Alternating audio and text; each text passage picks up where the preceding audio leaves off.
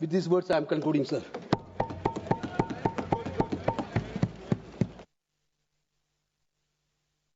माननीय गृह मंत्री जी,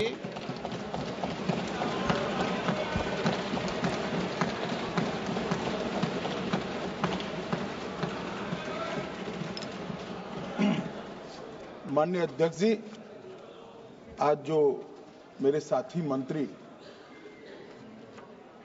बिल लेकर आए हैं उसके समर्थन में मैं खड़ा हुआ।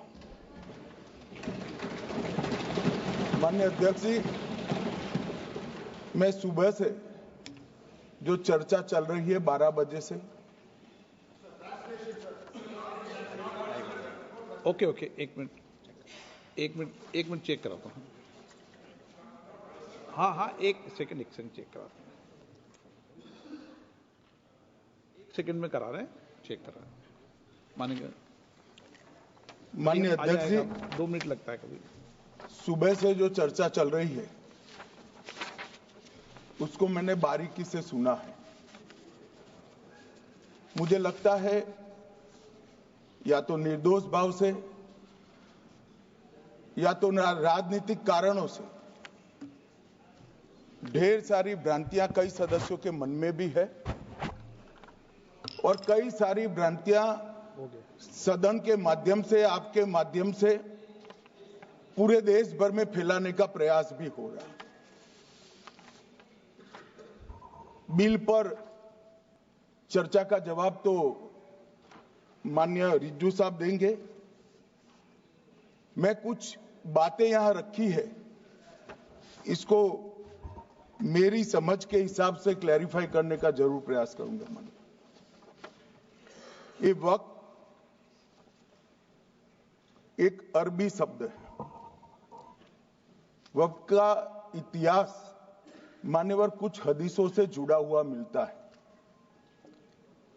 और आजकल जिस अर्थ में वक्त शब्द का प्रयोग किया जाता है, इसका मतलब है अल्लाह के नाम पर संपत्ति का दान, पवित्र धार्मिक उद्देश्यों के लिए संपत्ति का दान। मान्यवर, वक्त का समकालीन अर्थ, अभी जो अर्थ हम समझ रहे हैं, वो इस्लाम के दूसरे खलीफा श्री उमर के समय में अस्तित्व में आया। एक प्रकार से इसकी आज की भाषा में व्याख्या करें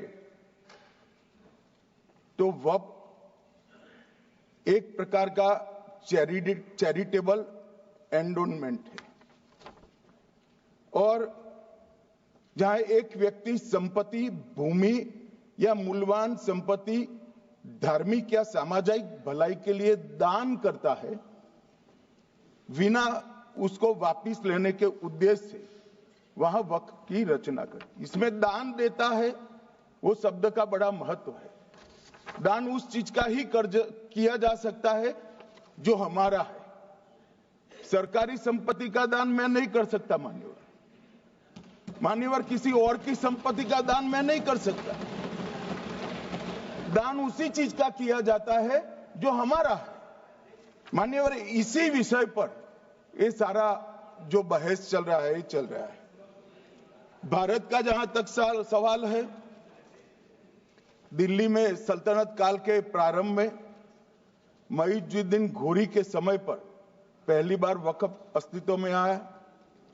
अंग्रेजों के जमाने में 1863 के धार्मिक दान अधिनियम से चलता था। बाद में चैरिटेबल प्रॉपर्टीज एक्ट 1890 से चला। उसके बाद 1913 में मुसलमान वक्फ वैलिडेटिंग एक्ट अस्तित्व में आया। तब तक ये सारी प्रक्रियाएं चैरिटेबल एक्ट के तहत चलती थी। मान्यवर, आजादी के बाद वही एक्ट को 1954 में वक्फ के केंद्रीकरण के लिए बदला गया। 95 में वक्फ न्याय अधिकरण और वक्फ बोर्डों की स्थापना की। अब ध्यान से सुनिएगा मान्यवर, वक्फ परिषद और वक्फ बोर्ड ये 1995 से आए। ये पूरा झगड़ा जो चल रहा है, आपने नॉन हिंदू को रख दिया और नॉन मुस्लिम को रख दिया, गैर मुस्लिम को रखा। वो झगड़ा वक्फ में दखल करने का है। पहले तो वक्फ में कोई गैर इस्लामिक सदस्य आएगा ही नहीं, ये स्पष्टता समझ लीजिए। ना मुतवल्ली गैर इस्लामिक होगा, ना वाकिफ गैर इस्लामिक होगा। मान्यवर, वहां कोई प्रोविजन नहीं है।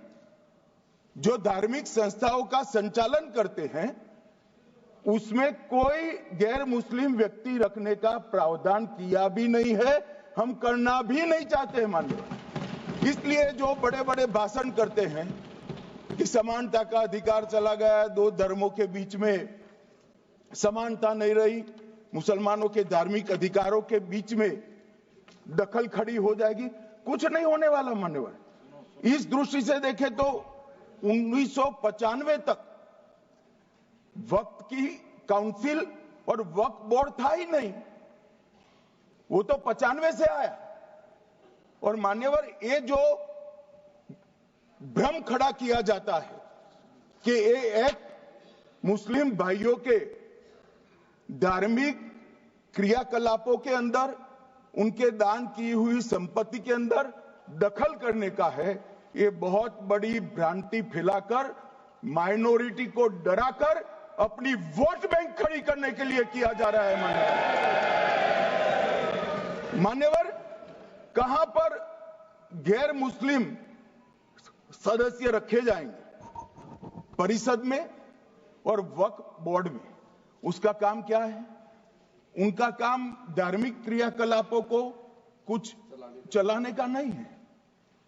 वो शुद्ध रूप से वक्फ का जो कानून, दान के लिए किसी ने दी हुई संपत्ति, उसका एडमिनिस्ट्रेशन अच्छे से चल रहा है नहीं चल रहा है, कानून के हिसाब से चल रहा है नहीं चल रहा है, या तो दान जिस चीज के लिए दिया गया, इस्लाम धर्म के लिए दिया गया, गरीबों के भोजन के लिए दिया गया, गरीबों के उद्धार के लिए, वो उद्देश्य के लिए इसका उपयोग हो रहा है नहीं हो रहा है, इसका नियमन करने का काम है मान्यवर। अब मैं इसको मान्यवर बाकी सारे धर्मों के साथ कंपैरिजन करते हैं और कहते हैं दखल किया है।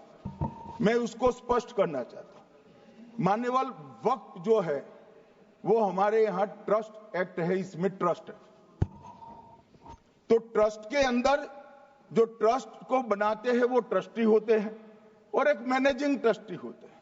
वक्फ में वाकिफ होता है, वक्फ होता है और मुतवल्ली होता है। ये सारे इस्लाम के अनुयायी हैं।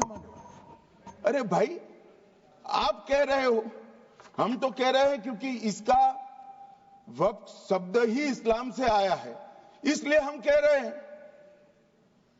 कि वक्फ वो ही कर सकता है जो इस्लाम का अनुयायी हो। अब आप उसका विरोध कर रहे हो, तो आप तो वक्फ में भी नॉन इस्लामिक आदमी चाहते हो। मान्यवर, क्या कह रहे हैं?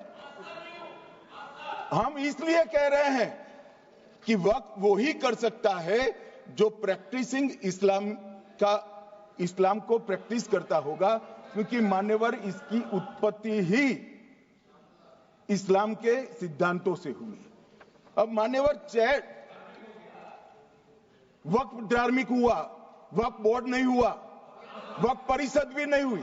अरे सुनो भाई, मान्यवर, ट्रस्ट के अंदर ट्रस्टी जो होते हैं, जो चर्च होगा तो क्रिश्चियन होंगे, पारसी भी होंगे, पारसी के लिए वो ट्रस्ट होगा, तो हिंदू होगा तो हिंदू के लिए। अब चैरिटी कमिश्नर हम कहेंगे कि भाई मुस्लिम क्यों आया?